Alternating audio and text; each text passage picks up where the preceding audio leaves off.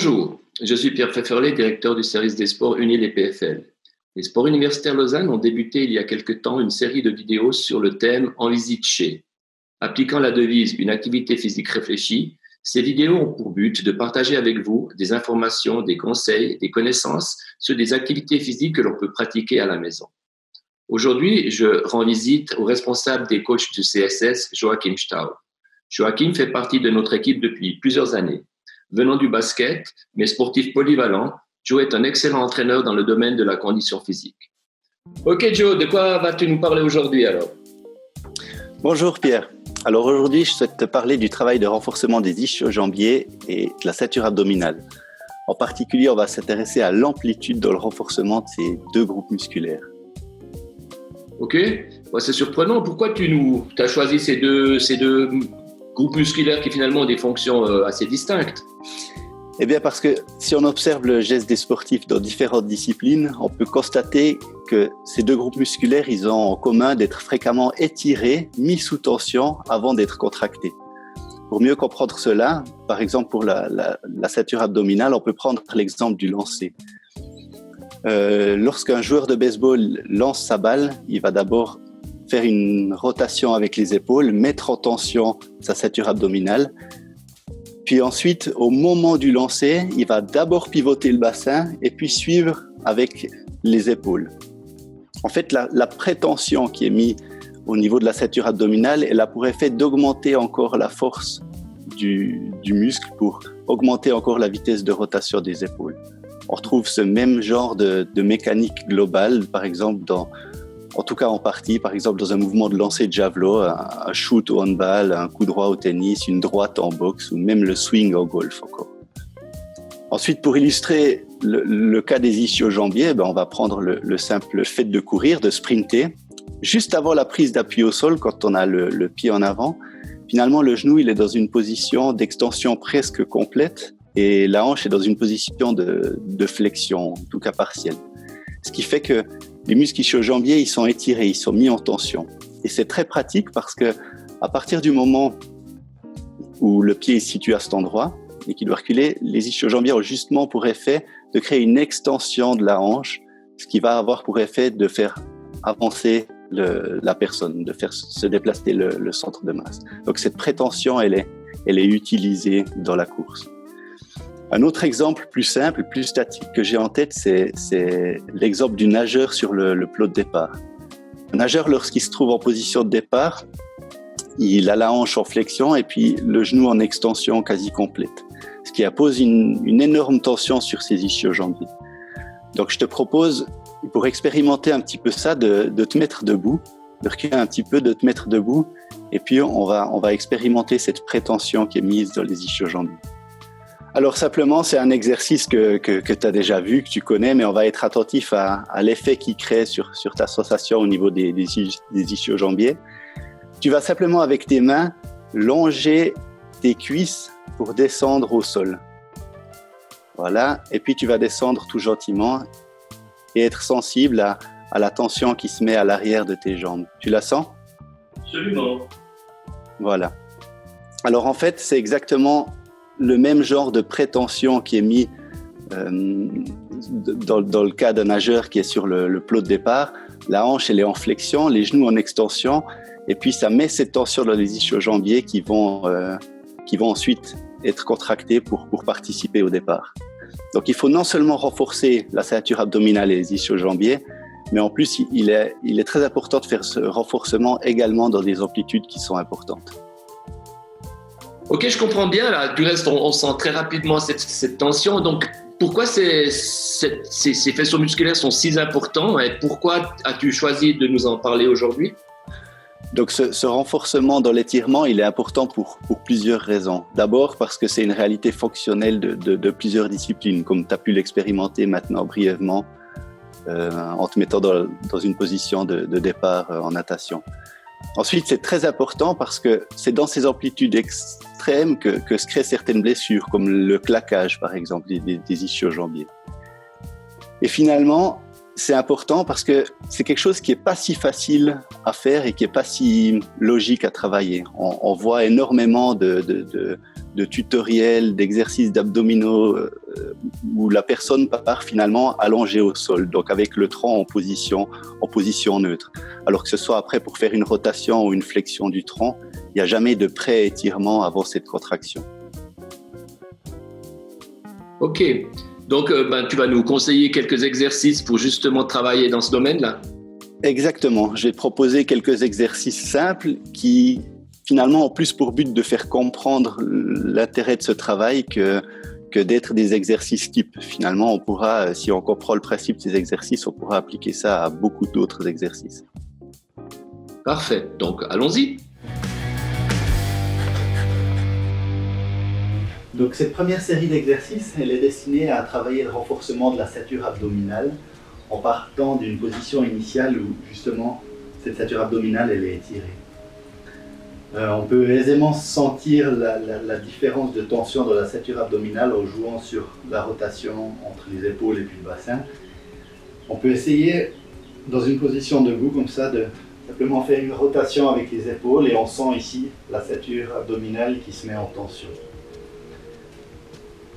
Et exactement de la même manière, si je garde mes épaules fixes et puis que je pivote mon bassin, je peux sentir facilement la tension qui naît ici au niveau de ma ceinture abdominale. Donc on va jouer sur ces principes de rotation entre les épaules et puis le bassin pour mettre en tension ensuite cette ceinture abdominale. Le premier exercice il consiste à simuler un mouvement de boxe. À partir d'une position où j'ai les épaules en rotation, je vais pivoter le bassin et puis faire suivre ensuite les épaules. Et sur le retour, je vais faire exactement l'inverse, je vais faire une rotation avec les épaules, puis suivre ensuite avec le bassin. Donc d'abord le bassin, puis les épaules, et puis le bassin. Le bassin, puis les épaules, puis le bassin. Donc à chaque fois, il s'agit de venir mettre en tension ici la ceinture abdominale en pivotant le bassin, et puis ensuite de la contracter en pivotant les épaules.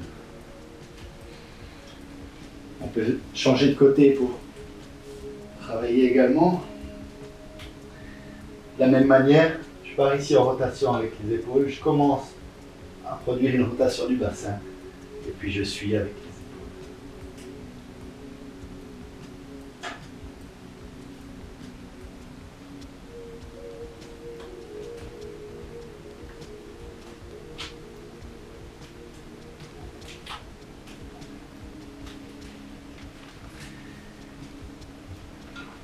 Dans cette série de petits exercices destinés à travailler le renforcement de la ceinture abdominale, je vous propose ensuite de simuler un mouvement de lancer.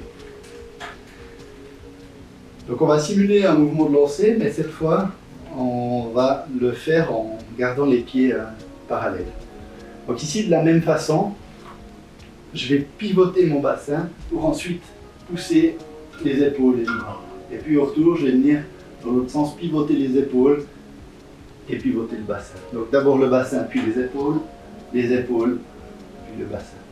Le bassin, puis les épaules, le bassin.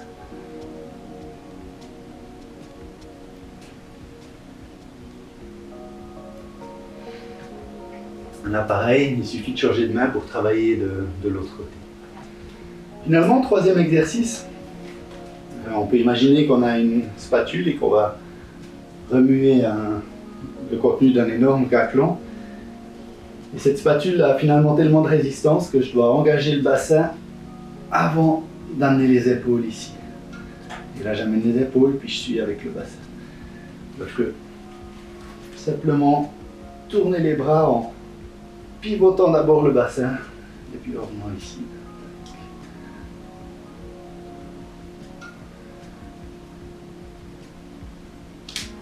Ça s'apparente justement un petit peu plus à un mouvement de golf, même si les axes ne sont pas exactement identiques.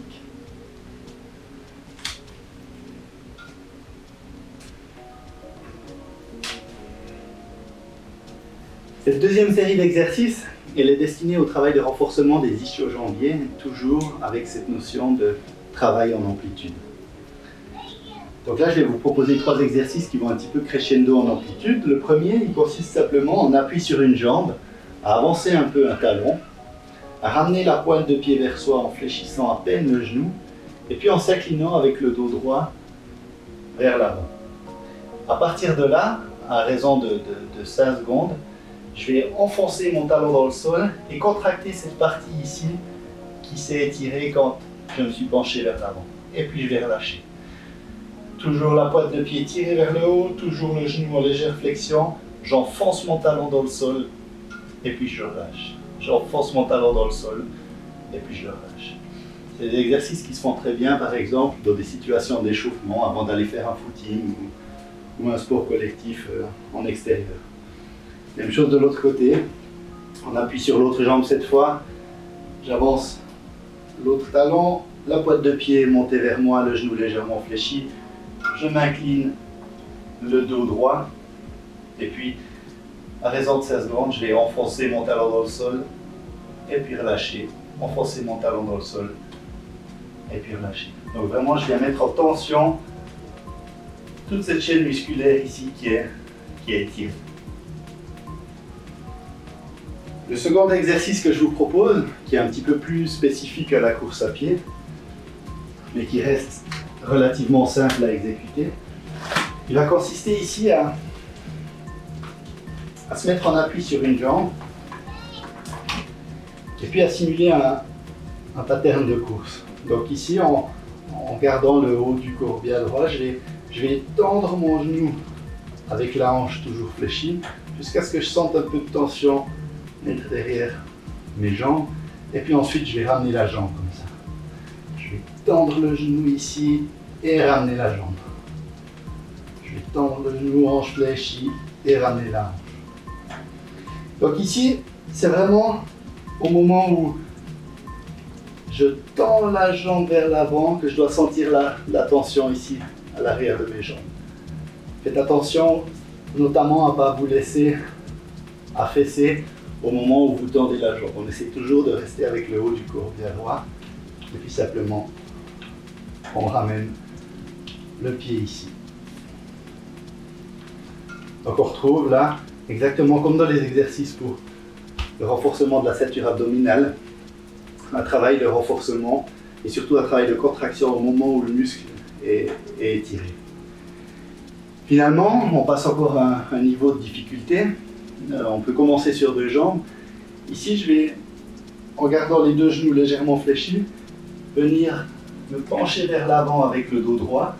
Et puis, au moment où je sens la tension très forte ici à l'arrière de mes jambes, je vais me relever rapidement. Je me penche vers l'avant et puis je me relève rapidement.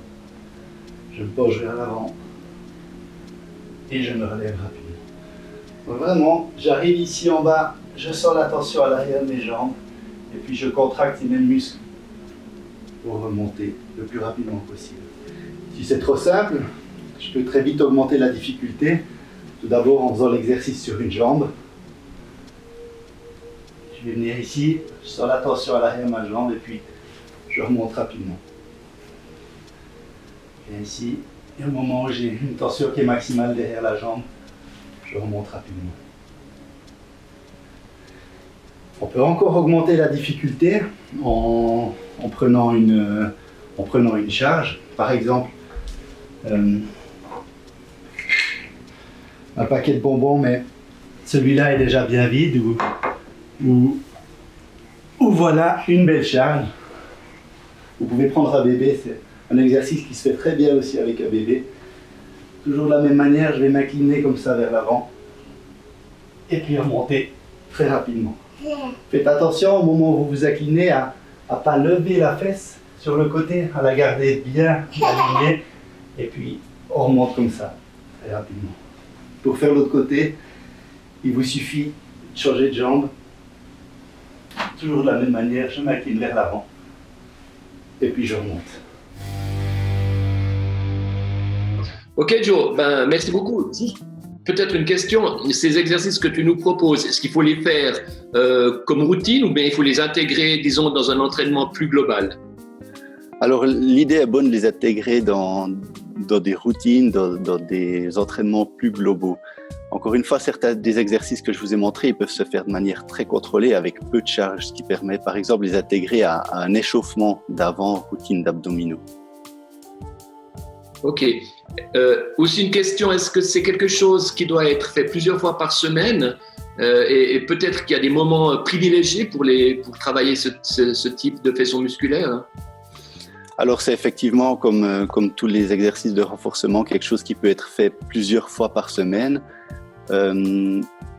L'important c'est de ne pas se focaliser sur une charge, mais bien de se focaliser sur la sensation de ce pré-étirement avant la contraction. Peu importe finalement le nombre de répétitions, le nombre de séries, le nombre de fois qu'on le fait dans la semaine. C'est comme d'habitude, finalement, plus on le fait, mieux ce sera. Mais il n'y a pas besoin de mettre un cadre très rigide et de le faire 3 fois, 15 fois par semaine. Je te remercie. C'est toujours super intéressant de t'entendre, comme par ailleurs tes camarades du CSS. Donc, on apprend chaque fois quelque chose. Pour les gens qui nous suivent, la prochaine personne à laquelle je vais rendre visite sera David Bourgit. David est aussi quelqu'un qui travaille dans le cadre du CSS et quelqu'un qui vient un peu du milieu scientifique et qui fait pas mal de liens entre les technos et l'innovation. Et ça sera le prochain épisode de En Visite Chez. Donc, je vous remercie de nous suivre et à très bientôt. Merci.